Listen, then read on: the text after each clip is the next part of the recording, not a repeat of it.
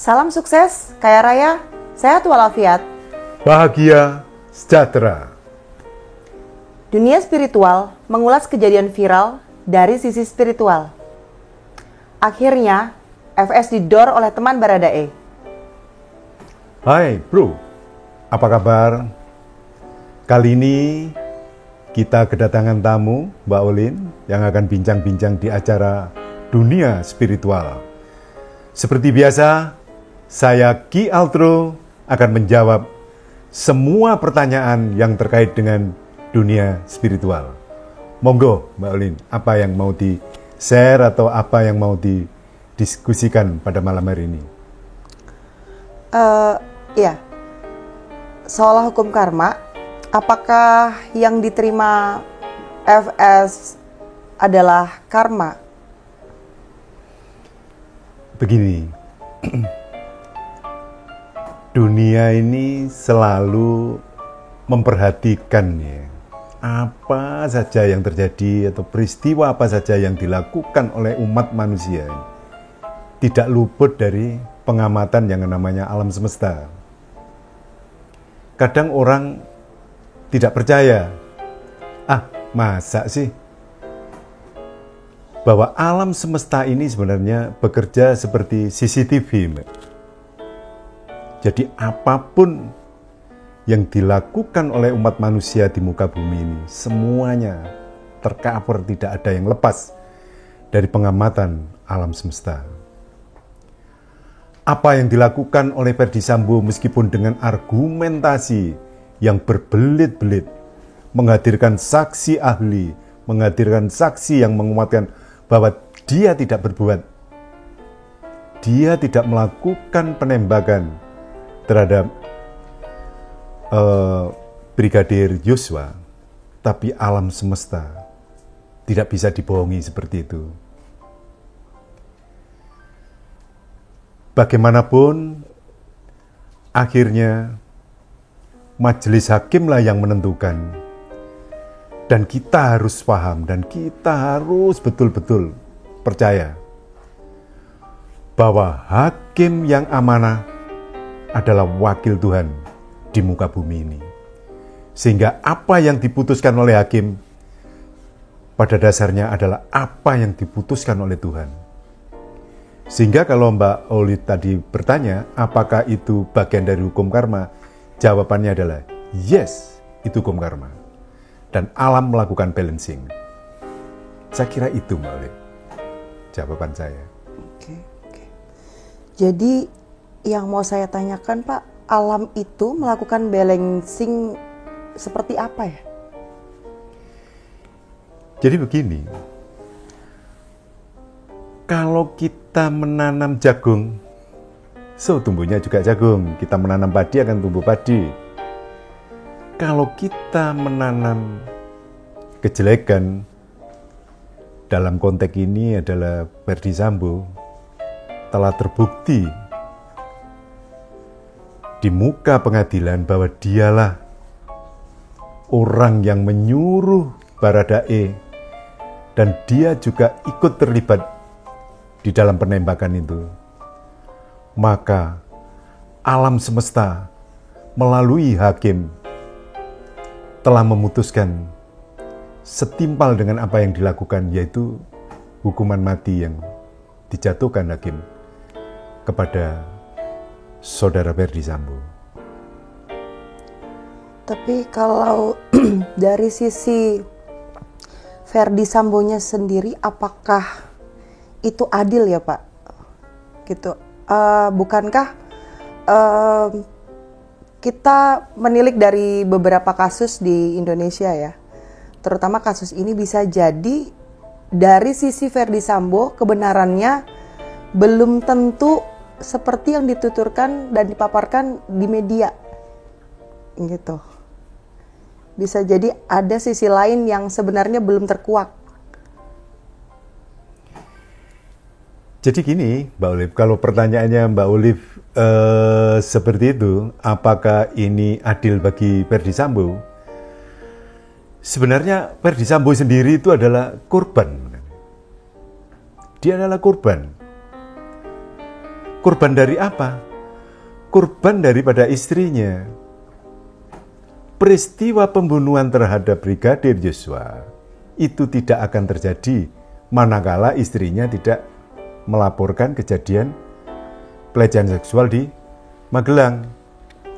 Peristiwa ini berawal dari laporan istrinya Putri Candrawati kepada Ferdy Sambo. Sehingga kalau pertanyaannya apakah ini adil, jawabannya memang tidak adil karena dia sebenarnya juga tidak ada rencana untuk melakukan pembunuhan itu. Dia baru melakukan perencanaan itu setelah ada laporan bahwa ada pelecehan seksual dari istrinya yang dilakukan oleh Brigadir Yosua. Begitu, Mbak Olin. Karena perempuan, seorang laki-laki bisa terjebak dalam situasi yang sulit ya Pak ya? Betul. Memang godaan kekuasaan itu. Godaan kekuasaan, godaan kehidupan ya. Makanya ada istilah harta, takhta, dan wanita. Sehingga bagaimanapun, kalau orang itu sudah taktanya sudah kepegang, nah godaannya yang datang kan gitu. Kenapa hal itu bisa terjadi seperti di video kami sebelumnya, bahwa penguasaan terhadap emosional quotient, spiritual quotient itu sangat diperlukan. Kalau orang itu hanya mendewa-dewakan intelijensia quotient atau intelektual saja, tidak cukup. Hidup ini tidak bisa dihadapi dengan intelektual saja. Karena itu tadi, bahwa intelektual akan ambruk manakala sudah dihadapkan kepada harta, takhta, dan wanita. Dan wanitalah yang membuat takhta ini korup. Sebenarnya takhta ini tidak akan korup gitu loh. Tapi karena ada godaan, maka takhta ini bisa korup. Nah, korup ini kan definisinya luas gitu loh. Salah satu godaan dari Ferdy Sambo tadi, karena dia tidak diperkuat oleh E-nya yang tinggi dan S-nya yang tinggi, dia hanya tinggi di bidang di sisi intelektualnya saja, maka dengan godaan laporan daripada istrinya tadi bahwa dia mengalami pelecehan seksual yang dilakukan oleh Brigadir Yosua, maka tanpa pikir panjang Ferdy Sambo melakukan perencanaan pembunuhan dan melakukan eksekusi terhadap Brigadir Yosua. Saya kira itu Mbak Olin. Iya. Menurut Bapak, apakah hukuman mati ini akan benar-benar dilakukan? Dan apakah eksekusinya bisa dilihat oleh masyarakat luas? Begini, kalau kita belajar dari kasusnya pembunuhan seorang kolonel marinir yang di Surabaya itu ya, yang pernah ramai sekian tahun yang lalu, ya, yang terkenal dengan peristiwa Adi Saputro, yaitu seorang polisi yang melakukan pembunuhan terhadap seorang kolonel marinir yang melibatkan keluarganya, mertuanya. Ada Bu Sumiarsi sama suaminya, ada adiknya namanya Sugeng, dan dia sendiri. Dan keempat-empatnya ini semua dieksekusi mati. Nah, kalau hukuman mati terhadap Ferdy Sambo tidak dilaksanakan, apakah masyarakat nanti tidak iri? Kenapa ketika peristiwa pembunuhan terhadap kolonel siapa itu yang di Surabaya itu yang terjadi di daerah Kampung Doli, yaitu yang terkenal itu, yang gempar sekali di Surabaya pada waktu itu. Begitu dahsyat peristiwanya, 4 orang kesemuanya dihukum mati dan dihukum tembak, kesemuanya, keempat-empatnya itu. Kenapa pada peristiwa Ferdy Sambo tidak dilakukan penembakan? Biar adil seharusnya juga hukuman itu dilaksanakan. Biar adil kan begitu. Itu kan tuntutan masyarakat ya, untuk memenuhi rasa keadilan masyarakat. Nah, implementasinya ya kita kembalikan kepada pemerintahan gitu loh. Apakah bagaimana itu kan kita masyarakat itu menunggu kebijakan atau keputusan yang diambil oleh pemerintah dalam hal ini yang berwenang menangani eksekusi mati daripada Ferdy Sambo ini. Saya kira itu, Mbak. Adakah kemungkinan eksekusi matinya disiarkan di media, diekspos gitu, Pak? Seharusnya begitu, karena pada saat eksekusi terhadap bandar narkoba juga dilakukan seperti itu. Nah, pada waktu eksekusinya Imam Samudra, terus siapa itu, Imam Ghazali, siapa itu? Pelaku-pelaku teroris itu yang dieksekusi di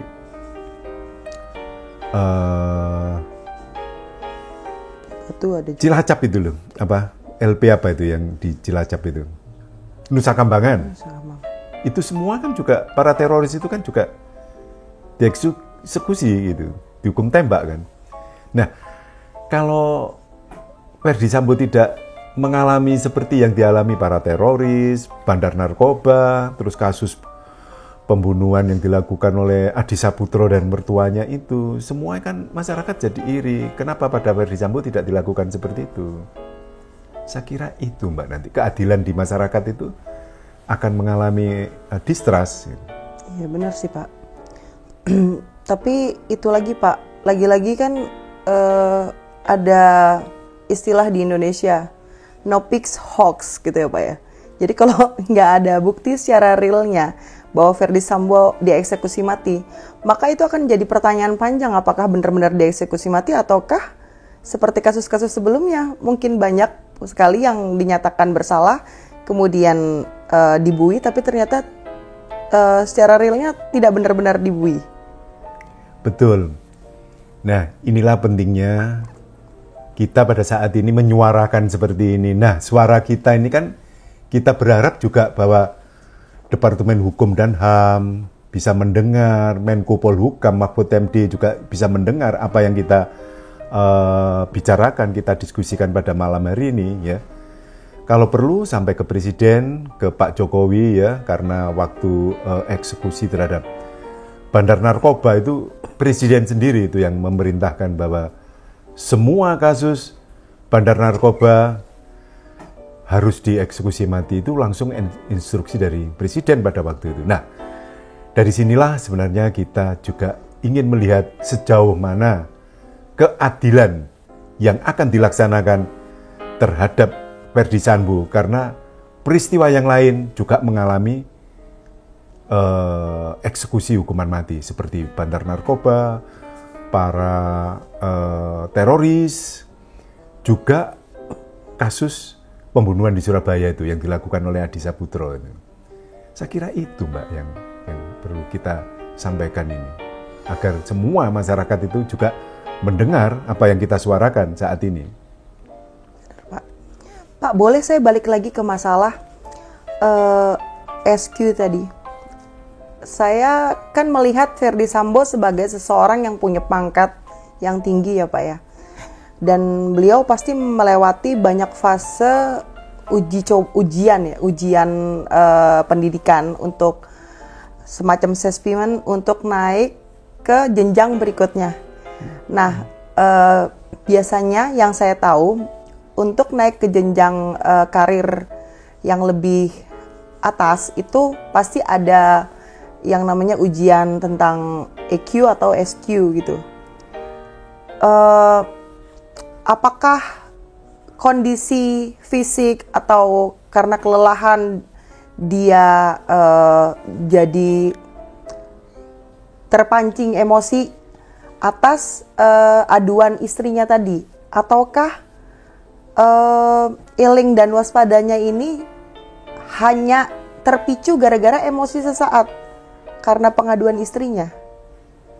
Jadi gini, Mbak, untuk meniti karirnya memang kita semua paham ya bahwa secara intelektual Sambo memang bagus. Dia tidak ada kendala untuk dari sisi intelektualnya. Tapi kalau dari sisi emosionalnya, emosional quotient itu tidak pernah diajarkan di sekolah. Kuliah juga ketika dia di Akpol, Akademi Kepolisian, itu juga nggak ada. kecuali orang itu aware, sadar akan dirinya bahwa kebutuhan kecerdasan emosional itu diperlukan di dalam pergaulan sosial, maka dia seharusnya belajar mengundang guru spiritual atau datang ke konsultan spiritual atau datang ke psikiater. Bagaimana supaya kita tuh memiliki ketahanan emosi yang memadai, karena dia pejabat tinggi, Mbak. Dia tuh kadipropam, polisinya polisi. Kalau polisinya polisi itu masih mudah terpicu oleh hal-hal yang seperti itu, terus bagaimana nasib bangsa ini? Gitu. Karena apa? Dia ini membawai polisi seluruh Indonesia, kadipropam ini. Nah, ya ini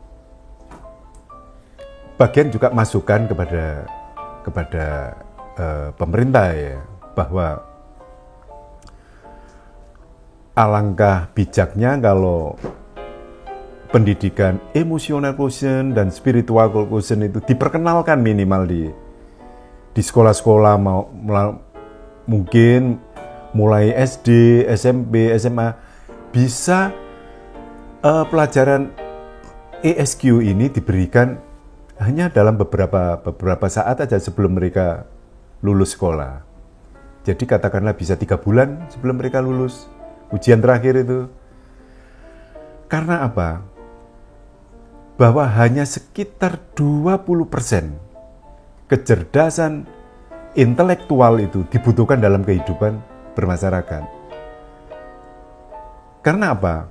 Banyak orang yang gagal dalam kehidupan sosial ini, meskipun orang itu secara intelektual, dia adalah berpendidikan tinggi. Contoh, ini contoh. Ada seorang insinyur katakanlah, atau arsitek misalnya. Dia itu sudah pandai. Dia memimpin sebuah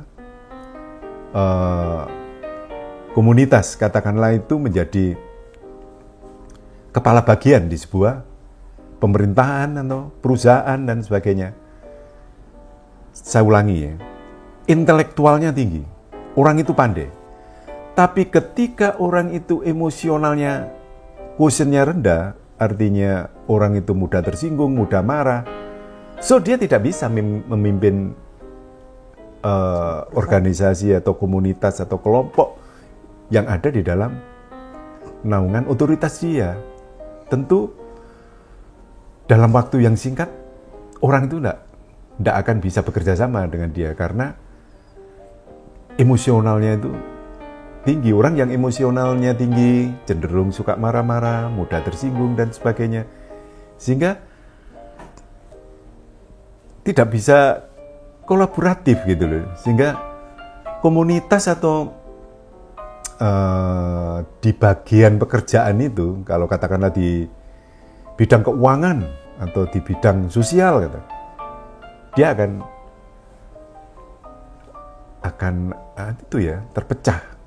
Orang-orang yang dia pimpin itu akan buyar, Mbak, karena ya tadi siapapun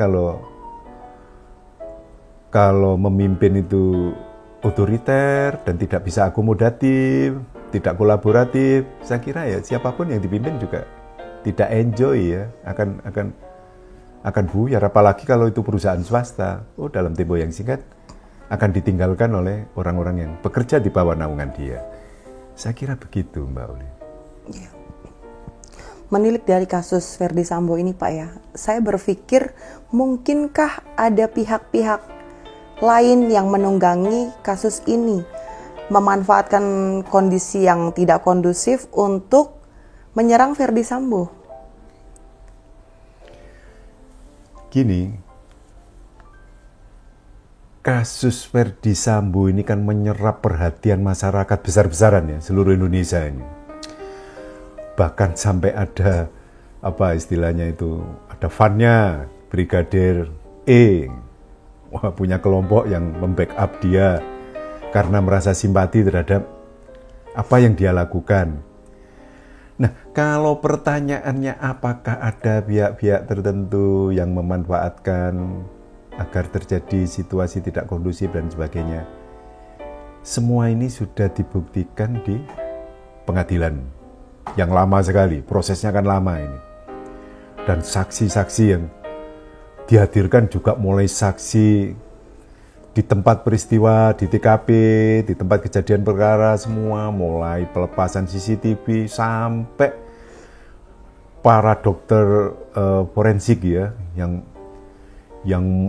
meneliti apakah betul ini tembakan ini sekian peluru dan sebagainya, siapa ini, berapa senjata api, yang semuanya ini sudah diungkap secara jelas di pengadilan.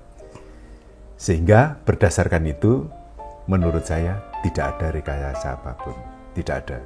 Jadi memang kasus ini adalah murni, dan menurut penilaian ketua hakim, Pak siapa itu? Ketua hakimnya itu, Pak Imam itu ya. Dia bilang bahwa kasus ini sebenarnya bukan pelecehan seksual, tapi karena Bu Putri Chandrawati sakit hati. Nah, kata-kata sakit hati itu mari kita terjemahkan sendiri-sendiri. Opo sih nggarai sakit hati? Nah, itu kan bisa kita analisa sendiri. Jadi peristiwa yang melatar belakangi ini menurut hakim adalah Bu Putri Chandrawati sakit hati. Kalau saya pribadi ya Pak, saya pribadi berpikir begini, untuk seorang Ferdy Sambo dengan jabatan khusus di Polri, ini tuh pemicunya terlalu sepele gitu, terlalu sepele menurut saya ya, gitu menurut saya. Tapi imbasnya sangat besar, terutama kepada mental keluarganya, karena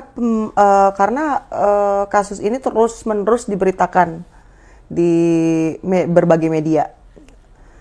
Apakah seorang yang sudah dijatuhi sudah diputuskan sebagai tersangka itu dari sisi mentalitinya, terutama keluarga-keluarganya itu tetap punya perhatian untuk